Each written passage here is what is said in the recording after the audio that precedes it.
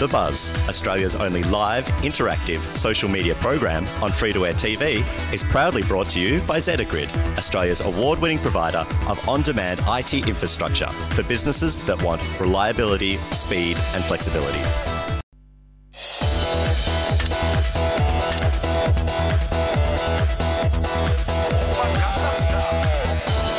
Actually haven't even opened the lid of my laptop.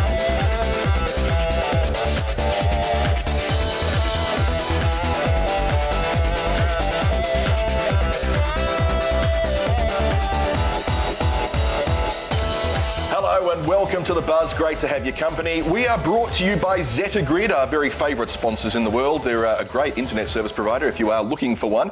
But we are all about social media. So what we would like tonight is for people to use the hashtag #thebuzz to communicate with us, and we'll read out the best of those tweets. You may even see some of them on the screen behind us. This is one of my co-hosts, Paul Cook. Hello, Paul. Hello, Jason Jordan. Lovely to be here. And my other co-host who's hiding over on the other side of the studio, it's Candice Barnes. I'm in the land of the internet and the land of tweets, as we can see behind me here. Thank you very much to everyone who's tweeted in, and do remember #thebuzz, as Jace just said. Be on the program. Yeah, we'd like everybody to be on the program. Now, one of the things we pride ourselves on here at The Buzz is not swearing too much. Well, you know, the occasional bugger and bloody or maybe a fart every now and then. You know what I'm tempted to say, Jason, but... Go on. No. No? No. Not going to do it? No. No? All right. Well, this guy, well, didn't he get a little bit carried away? Your news leader in high definition. Gay fucking shit. Good evening, I'm Van Tu. You may have seen our newest AJ on NBC North Dakota News, and he'll be joining the weekend news team as my co-anchor. Tell us a little bit about yourself, AJ. Thanks, Van. I'm very excited. I graduated from West Virginia University, and I'm used to, from being from the East Coast. Okay, well, welcome aboard, AJ. Thanks. Go for it. So when do you reckon he actually realised? You can see the moment in his eyes, and it's when he looks at the camera and realises everybody's jaws are dropped staring at him, and he goes, my God, that is it. All those years of study and hard work are down the drain. And as we understand it, he has in fact lost his job now with that particular organisation. But I don't know if you noticed, right at the beginning of it, before he actually says the two swear words, he also goes, gay. Yeah, I think that's more so. It's not just swearing. He also came over as a little bit homophobic as well. Just a tad, using that term. So there you go. So, yeah. Sorry, AJ. AJ. The things that you see on television. All right, now, there's always a job in community television. There is. Now, Prosh, you'd know it as the newspaper that's issued once a year from the clever students at the University of Western Australia. It's a satirical newspaper that raises funds for various charities around the place, including the Indigenous Community Education Awareness, but of course, ICEA. When you say clever, well, in fact, maybe a bit too clever. On this occasion, maybe they've been too clever. In fact, they did some horoscopes in Prosh, and they were horribly, terribly racist. Well, read us one. I'm not going to read you one. Why not? Because it would be really inappropriate. Well, can't you read it for review purposes? We probably could, yes, but I'd really rather not. You're not going to do it? Get this. They actually made a considerable amount of money this year, as they always do. The ICEA, which is the Indigenous Community Education Awareness Organisation, have point blank refused to accept any of that money because it was so racist. They've upset. And was it? Was it? It really? was. I mean, I've read through them, yeah, and they were very much these stereotypes that you've got around Aboriginals, and they're not helping. It was completely inappropriate. But look, that said, Prosh is meant to be inappropriate. I guess it's just whereabouts we draw that line in the sand. The difference is, had they done it to another minority, such as a homosexual group, can you imagine the outrage then as well? No, they wouldn't do it because they would alienate so many people. Yeah, true. Maybe think about it. Too long in Nedlands, kids. All right, now, if you were lucky enough to catch Tony Abbott on the TV yesterday, you would have seen him promoting a new billboard that they've set up there in West Perth, talking about how many illegal boats have currently made it into Australia. It was about 639 when they put that sign up. It's since been heavily modified, not only electronically through Photoshop, but also in real life as well. Well, a couple of things happened. We had the spread, I saw it on Facebook first, but also on Twitter. Tony Abbott was in town, Joe Hockey was in town too. They put this poster up. A lot of people were upset about the term illegal boats being used. And my thought is, well, they were probably cutting a thin line between it's not illegal to seek asylum, but perhaps the boats coming into Australian waters is illegal. So we can call them unauthorised boats. So, well, they said illegal boats, so, you know, they may be right there. Themselves. Oh, the boats themselves are illegal. That's right. In the fact that they were boats. That's right. The boats are illegally in the water. It's not illegal to seek asylum. So I think that's how they kind of thought they were going to get away with it. So they had the figure of 639 posted. Now, then somebody's doctored the picture them in front of it, and then there's 0 boats. And then, of course, real life came in, somebody overnight, as was bound to happen, and bless you if it was you who did it, went in and decided to wipe the numbers over, put 0 on and do a bit of graffiti. Unfortunately, the messy graffiti at the bottom took a little bit away from the message, I think. But I quite liked... Can we just flick back to that one that... no, the next one across. That one. I really quite liked that one. Just read out what it says at the top there. It says, how many times do you need to tell racists that there is nothing illegal about seeking asylum? The answer, 639 F. Blurry times. That's so many times, yeah. And that one really was doing the rounds for quite a while, and rightly so, I might add. Look, it's really, once again, we seem to be just sinking into this stupid bloody argument, and the sooner we done and dusted with it, the better. We know what the solution is. We know how to make it stop. Let's just do that and stop crapping on about what's illegal and what isn't. Let's talk about something far more exciting. Twitter has released a, is it a new application? It's a new thing that has to do with discovering music, and someone who knows all about it is Candice.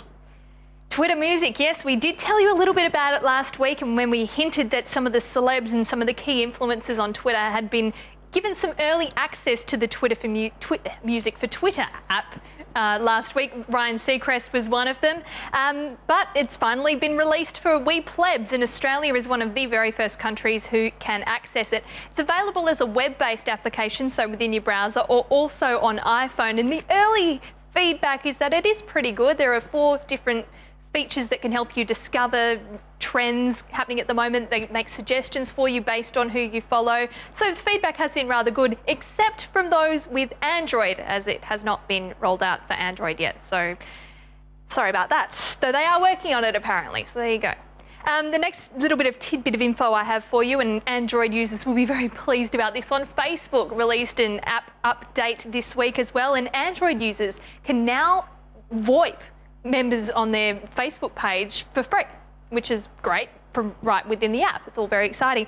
iPhone users still have a brand new feature as well, that they don't have VoIP chatting at the moment.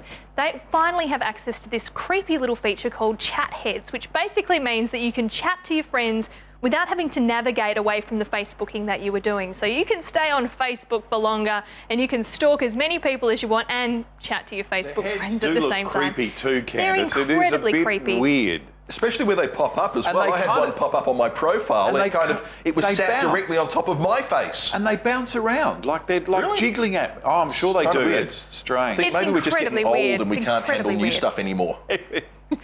One little bit that was doing the rounds on Twitter and YouTube and trending basically everywhere on the internet was in the wake of New Zealand finally being one of the first countries in the world to legalise same-sex marriage and change the definition of marriage. Some of the parliamentarians broke into a Māori love song. Here's the clip. Marriage, definition of marriage amendment bill, 3rd reading. Now I understand.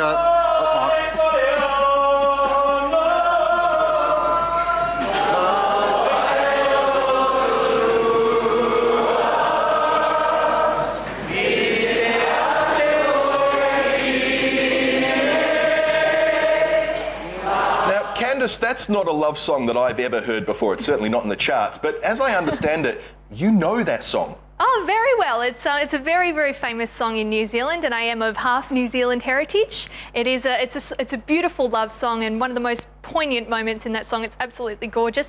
Ka mate aho I te aroa e, which means my heart is breaking of love for you. So quite an appropriate song to be singing at that time. Oh, isn't that just beautiful? Thank you, Candice.